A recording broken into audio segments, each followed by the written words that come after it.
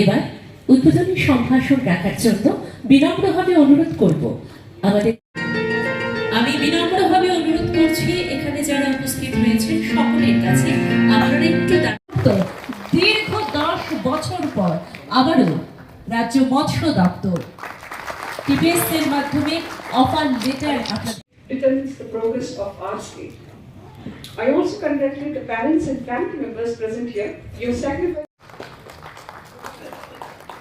প্রস্তুত থাকতে অনুরোধ করছি বারবিক বিষয় আছে, নিষ্ঠার একটা বিষয় আছে, আর মানুষের কাছে সহানুভূতির সাথে কাজ করা। এই বিষয়গুলো নিশ্চয়ই আপনারা মাথায় রাখবেন এবং আজকের এই দিনটি আমার মনে হয় একটা আমরা যে সরকারের যে আমরা অঙ্গীকার করেছিলাম যে আমরা চাকরি তো দেবই, পাশাপাশি অন্যান্য বিষয় যাতে চাকরি সংস্থান, তো সব মানুষকে তো আর চাকরি দেওয়া যাবে না, কর্মসংস্থানের যে বিষয় আমরা সেইগুলোও কিন্তু করছি। এর মধ্যে এটা একটা সরকারের যে নীতি, সরকারের যে নির্দেশিকা এবং সবকটাই কিন্তু জনকল্যাণের জন্যই সেটা করা হয়। সেইগুলো আপনার বুঝতে হবে যে কোনটা মানুষের জন্য আমার কাজ করতে হবে, কোথায় যেতে হবে।